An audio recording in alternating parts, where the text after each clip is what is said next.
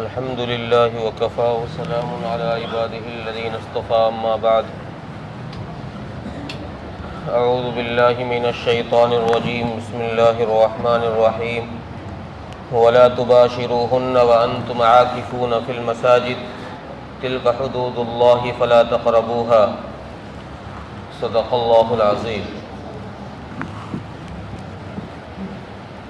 محترم غیور نوجوان دوستوں اور بھائیوں، رمضان المبارک کا یہ مغفرت کا عشرہ چل رہا ہے، دوسرا عشرہ مغفرت کا عشرہ ہے۔ اللہ تبارک و تعالیٰ کی طرف سے روزانہ گنہگار بندوں کو بخشا جاتا ہے، معاف کیا جاتا ہے، جہنم سے آزاد کیا جاتا ہے۔ اللہ کی رحمت بے انتہا برس رہی ہے۔ وَإِن تَعُدُّوا نِعْمَةَ اللَّهِ لَا تُحْصُوهَا، اللہ نے بندوں پر اتنے انعامات کیے ہیں، اتنے احسانات کیے ہیں کہ ان کا شمار نہیں ہے، ان کی گنتی نہیں ہے۔ ہم گن کر نہیں بتا سکتے کہ یہ بھی اللہ کا احسان ہے، یہ بھی اللہ کا احسان ہے۔ کہاں تک گنو گے، کب تک گنو گے؟ بے انتہا احسان۔ رب کریم نے یہ بڑا احسان کیا کہ ہم گنہگار بندوں کے لیے یہ رحمت کا مہینہ بھیج کر اور ہماری مغفرت کا اعلان کیا۔ اس ماہ مبارک میں جو دو عبادتیں ہیں، دن کا روزہ، رات کی تراویح، ان دو عبادتوں کے علاوہ اس ماہ مبارک میں ایک تیسری عبادت اور ہے جو آخری عشرے کی عبادت ہے، جس کو اعتکاف کہا جاتا ہے۔ یہ بھی ایک بہت اہم عبادت ہے، بہت بڑی عبادت ہے۔ اس کی اہمیت اور اس کی فضیلت کا اندازہ آپ اس بات سے لگائیے، رسول اللہ صلی اللہ علیہ وسلم نے اعتکاف کبھی نہیں چھوڑا، کبھی ناغہ نہیں کیا۔ آپ صلی اللہ علیہ وسلم نے پورے رمضان کا اعتکاف بھی کیا ہے، اور جس سال آپ دنیا سے تشریف لے گئے ہیں اس سال آپ نے 20 دن کا اعتکاف کیا ہے، اور آخری 10 دنوں کا اعتکاف تو رسول اللہ صلی اللہ علیہ وسلم نے کبھی نہیں چھوڑا، اور یہی سنت مؤکدہ بھی۔ آخری 10 دنوں کا اعتکاف یہ سنت مؤکدہ ہے۔ اعتکاف کے اصل معنی مسجد میں رکنے کے ہیں، کچھ شرائط کے ساتھ، کچھ پابندیوں کے ساتھ مسجد میں رکنے کا نام اعتکاف ہے۔ اچھا، قرآن کریم نے اعتکاف والوں کے لیے ایک چیز کو اور بڑھایا ہے، وَلَا تُبَاشِرُوهُنَّ وَأَنْتُمْ عَاكِفُونَ فِي الْمَسَاجِدِ، جو عام روزے داروں کے لیے، عام تراویح پڑھنے والوں کے لیے، عام مسلمانوں کے لیے جو کنڈیشن نہیں ہے، وہ اعتکاف والے کے لیے قرآن کریم نے بڑھائی ہے۔ وہ کنڈیشن کیا ہے کہ قرآن نے، شریعت نے اجازت یہ دی ہے کہ جو عام رمضان میں روزہ رکھنے والا شخص ہے، جو عام مسلمان ہے، رمضان المبارک میں روزہ رکھ رہا ہے، تراویح پڑھ رہا ہے، اس کو دن میں اللہ تبارک و تعالیٰ نے کچھ چیزوں سے منع کیا ہے کہ تجھے صبح صادق سے لے کر غروب تک ان چیزوں کو استعمال نہیں کرنا۔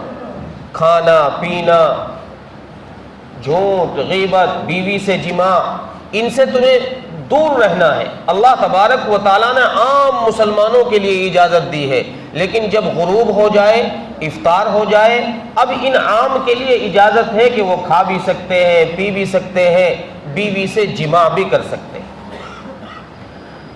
معتکف جو ہے اس کے لیے دن کا حال تو عام انسانوں کی طرح ہی ہے، عام مسلمانوں کی طرح ہے جو روزے دار ہیں، کہ جیسے ان کو روکا گیا ہے جتنی چیزوں سے، اتنی ہی چیزوں سے اس معتکف کو بھی دور رہنا ہے۔ کھانا پینا اور بیوی سے جماع، جیسے اور لوگ دور تھے روزے دار، ویسے یہ بھی دور رہے گا۔ لیکن جیسے ہی افطار ہوگا تو عام مسلمانوں کے لیے جو روزے دار تھے ان کے لیے بیوی سے جماع جائز تھا، لیکن اس معتکف کے لیے اب بھی جائز نہیں، اس کے لیے اب بھی جائز نہیں۔ اس لیے رسول اللہ صلی اللہ علیہ وسلم کا احادیث میں معمول یہ ملتا ہے، حضرت امی عائشہ رضی اللہ عنہا کی روایت بھی ہے اور بھی ایک دو روایتیں ہیں جس سے پتہ یہ چلتا ہے کہ رسول اللہ صلی اللہ علیہ وسلم رمضان کے آخری عشرے میں اتنے اہتمام سے عبادت کیا کرتے تھے۔ حضرت امی عائشہ فرماتے ہیں کہ آپ اپنے تہمد کو کس کے باندھ لیا کرتے تھے، بستر سے بالکل دور ہو جاتے تھے، بستر پر نہیں آتے تھے، اور آخری عشرے میں رات کو عبادت کرنے کا معمول یہ رہتا تھا کہ نمبر وائز ایک دوسرے کو جگاتے رہتے تھے، اب تم کرو عبادت، اب تم کرو عبادت، اب تم کھڑے ہو جاؤ، اب تم کھڑے ہو جاؤ۔ اتنی اہتمام سے اس آخری عشرے میں رسول اللہ صلی اللہ علیہ وسلم اپنے رب کو راضی کیا کرتے تھے، اور چونکہ یہ واقعی عبادت ایک ایسی ہے، اس کی مثال محدثین نے یہ لکھی ہے کہ اعتکاف کی مثال، اعتکاف کرنے والے کی مثال ایسی ہے کہ گویا کسی کے چوکھٹ پر جا کر بیٹھ گیا کہ جب تک میری بات نہیں سنی جائے گی میں ٹلنے والا نہیں۔ معتکف گویا رب کے دروازے پر آ کر بیٹھ گیا ہے کہ میرے مولا جب تک میری بات نہیں سنی جائے گی، جب تک میری بخشش کا اعلان نہیں کیا جائے گا، جب تک میری جائز تمنائیں پوری نہیں کی جائیں گی، میں تیرا در چھوڑنے والا نہیں، میں تیرے در سے جانے والا نہیں ہوں۔ تو جو بندہ اعتکاف میں آ گیا اس کے لیے کچھ حدود، کچھ شرائط، کچھ ضوابط قائم کیے گئے ہیں، اس کو باقی انسانوں کی طرح آزاد چھوڑ کر نہیں رکھا، اس کے کچھ ضوابط ہیں۔ چونکہ یہ ایک خاص عبادت کے لیے آیا ہے، یہ اعتکاف کے لیے آیا ہے، اور حدیث میں آتا ہے کہ جو شخص رمضان المبارک میں آخری عشرے کا اعتکاف کرے اور صحیح معنی میں اعتکاف کرے، یہ نہیں کہ کوئی کھیل تماشا ہو، صحیح معنی میں اعتکاف کرے رمضان المبارک کے آخری عشرے کا، اللہ تبارک و تعالی اس کو 2 حج اور 2 عمروں کا ثواب عطا فرماتے۔ رمضان کے آخری عشرے کا اعتکاف 2 حج اور 2 عمروں کے برابر ثواب رکھتا ہے، اور رمضان کے اس آخری عشرے کا اعتکاف جیسے مردوں کے لیے سنت ہے ویسے ہی عورتوں کے لیے بھی سنت ہے۔ مردوں کے لیے مسجد میں اعتکاف کرنا سنت ہے، عورتوں کے لیے گھر کی مسجد میں۔ گھر میں کوئی جگہ متعین نہیں ہے مسجد کے نام سے، نماز پڑھنے کے نام سے، تو گھر کے کسی کونے کو متعین کر کے اس میں بیٹھ جائیں، وہاں اعتکاف کریں۔ اور گھر کی عورتوں کے لیے تو بہت آسان ہے کہ اپنے اعتکاف کی جگہ میں بیٹھے بیٹھے اپنی اور مستورات سے، بیٹیوں سے، بہنوں سے، بیویوں سے، اپنے گھر کی جو اور عورتیں ہیں ان سے اشارے سے کہہ کر، کام بتا کر ان سے کام کراتی رہے، خود اپنے اعتکاف میں بیٹھی رہے، ان کے لیے اور آسان ہے۔ لیکن مردوں کے لیے اس میں یہ گنجائش نہیں ہے کہ یہ گھر پر جائیں، وہاں جا کر 2-4 مشورے دیائیں والد صاحب کو، بھائی صاحب کو، یہ کر لو وہ کر لو، اور پھر آ کے مسجد میں بیٹھ جائیں۔ ان کے لیے یہ گنجائش نہیں ہے، یہ مسجد میں بیٹھے ہیں تو مسجد میں ہی رہیں گے۔ اب بغیر کسی شرعی تقاضے کے باہر نہیں جا سکتے۔ اگر بغیر کسی شرعی عذر کے، بغیر کسی بشری تقاضے کے، بس یوں ہی ٹہلنے کے لیے مسجد میں گھوم رہا ہے اور بغیر ضرورت کے اس نے مسجد سے باہر قدم رکھ دیا، مسجد کے باہر کے حدود میں قدم رکھ دیا، تو اس کا اعتکاف فاسد ہو جائے گا، اعتکاف ٹوٹ جائے گا بغیر ضرورت کے۔ اور اعتکاف میں اس چیز کا بھی خیال رکھنا ہے کہ اعتکاف چونکہ بڑی اہم عبادت ہے، اعتکاف بڑی اہم عبادت ہے، ایک دن کے اعتکاف پر بندہ جہنم سے 3 خندقیں دور چلا جاتا ہے۔